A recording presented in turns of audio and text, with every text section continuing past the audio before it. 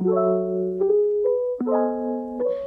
everyone, long time no see you guys. So, like usually, here with me again, Florence Elika from Tanjung Pura University. So today in this video, after a long time I haven't made a video. In this video, I got one journal for my lecture with the title Theories of Motivation and Their Application in Organization. So today we are going to discuss this journal. Like usually we know that motivation has so many definitions. Here are the definition of motivation by three experts. The first one, there's according to Sandrock. Motivation is the process that energizes, directs, and sustains behavior. The second one is according to B.F. Skinner. Said that motivation in school learning involves arousing, persisting, sustaining, and directing desirable behavior. And that is the third one, according to Woodward, that said motivation is the state of individual which disposes him to certain behavior for seeking goal. And how I define motivation? According to me, motivation is an impulse possessed by an individual that can stimulate to be able to take actions or something that is the basis or reason for a person to behave or do something. And like in the verse I said that I found this topic from my lecture because this topic will be our discussion. And in my opinion, by studying this topic, of course I will get a lot of benefits. One of which can be a source of enthusiasm for me while also being influential as a driver of action and directing you to achieve your goals. Even though you feel tired and stressed thanks to a strong motivation, of course you will not give up easily and finish the job. And from this topic, it's tell me about theories of motivation and their application in organization, a risk of analysis. This journal research is written by Ruben M. Badoubi. The reason why the author wrote this research is because this study tries to help organizations these suggestions to cultivate conducive atmosphere and relationship for employees to work under to foster positive attitudes towards their work. And from this research, we can know that motivation is job satisfaction, the theory of motivation, intrinsic, extrinsic, and the risk analysis of demotivated employees in organizations. And the aim of this paper is to compare and contrast the theories of motivation and how they are used to inspire employees to develop the drive to achieve. The benefit of studying this case for the organization is that the organization knows the importance of motivation for the achievement of organizational goals and objectives. And in the introduction, there are many theories of motivation, and the three main categories of theory are content theory, process theory, and contemporary theory. In general, these theories include Maslow's hierarchy of needs, Hertzberg motivator hygiene or two-vector theory, Alderfer's existence, connectivity and growth theory, and McClelland's need theory. The theories of motivation may be categorized according to their definition and objectives, but critical analysis reveals that they are all related. They lead to the satisfaction of serving employees in extrinsic motivation factors or hygiene that satisfy lower level needs are different from factors or motivational that satisfy or partially satisfy higher level needs. If hygiene factors are inadequate, employees become dissatisfied and reward is a major motivating factor as well. We have a motivation definition according to Locke, David, and Andrews. The first one we start from according to Locke. Locke defined motivation as a pleasurable or positive emotional state resulting from the appraisal of one's job experience.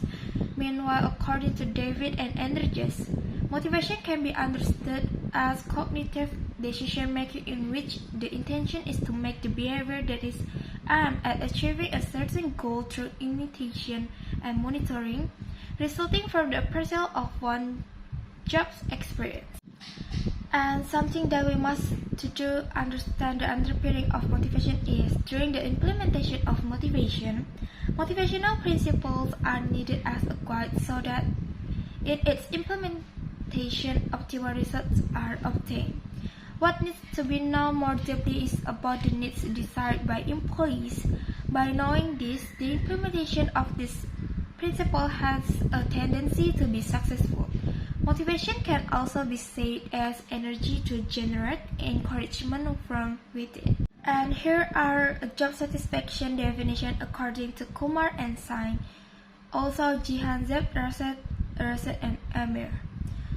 According to Kumar and Sain, job satisfaction or the lack thereof depended on the employee's perception of the degree to which his work delivers those things that he desires, how well outcomes are met or expectations perhaps even exceeded. And according to Jihanzeb, Rashad and Amir have a similar view, defining the job satisfaction as a sensation employees have about their work environment and their expectation toward work. And here are some theory of motivation according to Maslow's hierarchy of needs. So Maslow's hierarchy of needs is a theory of motivation which states that 5 categories of human needs dictate an individual's behavior. Those needs are physiological needs, safety needs, love and belonging needs, esteem needs, and self-actualization needs. And according to Smith and Crunch, the way Maslow's theory is explained relies on the fact that people want to increase what they want to achieve in life and their needs and priorities according to their importance. When applying Maslow's hierarchy of needs in the workplace, you need to understand the needs and how they impact to the motivation. Each need builds on the last, allowing a person to feel more fulfilled, which in turn encourage motivation and creative thinking. Next one, we have a McGregor's X and Y theories. McGregor has proposed 2 theories for managers to recognize and address employee motivation. He called these conflicting methods of motivation the management of theory X and theory Y. Everyone assumes that the role of a manager is to organize resources, including people, in the most profitable way for the company. But apart from this commonality, the attitudes and assumptions they embody are very different. 2 different views of individuals on employees, one of which is negative, called as theory X, and the other is positive, so-called theory Y. I will apply this theory when I become a manager in a company. It is necessary to make a good management observation and careful observation if you are to succeed in utilizing which theories fit the challenge in HR management. The determination of the leadership style that is suitable for the application of each theory will be decided by the company to obtain maximum profit. How about the equity theory? Equity theory is a motivational theory that suggests that the motivation of employees in the workplace is largely determined by their sense of fairness. Employees create a mental ledger of their work inputs and results, and use that ledger to compare their input to output ratio to others. The equity theory postulates that employees will weigh their input into job against the output they receive from it. The more the rewards, the greater their satisfaction. And in value perception theory encourages employers that employees are satisfied when employees receive vivid payment, promotion, supervision, co-worker, and work task satisfaction that they generally value. The value perception theory argues that job satisfaction depends on whether a job supplies the things an individual value most. This theory also explains that performance, motivation, and effort are within an individual's motivation, and variables such as valence, instrumentality, and expectancy vary this. The higher the effort in work relates to higher the performance. And in firm's expectancy theory was proposed by Victor H. Fromm, who believe that people are motivated to perform activities to achieve some goal to the extent they expect that certain action on their part will help them to achieve their goals. This theory is based on the assumption that an individual's behavior results from the choice made by him with respect to the alternative course of action, which is related to the physiological events occurring simultaneously with the behavior. This means an individual selects a certain over the other behaviors with an expectation of getting results, the one desired for. And in Porter-Lawrence model, the Porter and Lawrence model is a process model that explains the conditions and processes or contingents by which motivation to work takes place. This model has been practically applied also in their study of managers. This is a multivariate model which explains the relationship that exists between job attitudes and job performance. And here are the importance of motivation in the workplace according to Perry and Houtagam, Yang Chi, and Formy. We will start from according to Perry and Houtagam. The individual's desire to perform and provide service to customers with the mandate to do good is enough of a factor to motivate. Motivation has an effect on employees as individuals to achieve and as well as the ability to be innovative because they believe in themselves, which will benefit the organization to succeed. There is according of Yang Chi. And motivation refers to how driven and happy an employee is in their role. If an employee is motivated, they are more likely to do a good job and work hard. Motivation is very important for attracting employees, retaining employees, and general levels of productivity in a business. And that's according to me. After we discussed our journal, so my lecturer also gave us a 4 video to watch. In this 4 video, I will explain one by one to you. So, in the first video, the speaker is Jim Riley.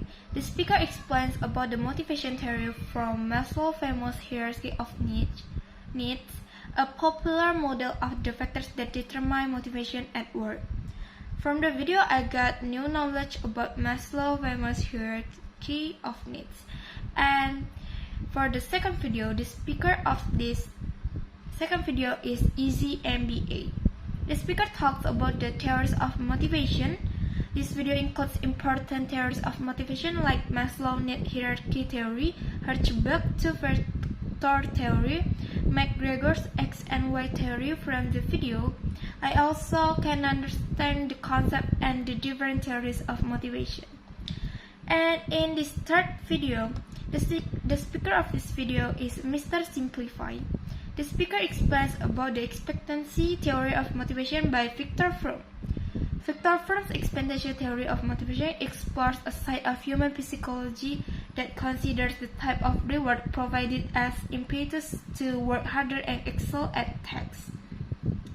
From the video, I know that it is important for human beings to understand how the rewards are going to convert into rewards and how valuable the rewards are to them. We explored the important concept in it and continue our quest to understand human motivation.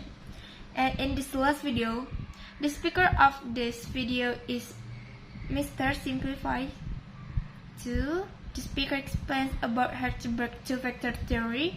It is a motivational theory used in business to understand the driving factors to employee motivation and retention.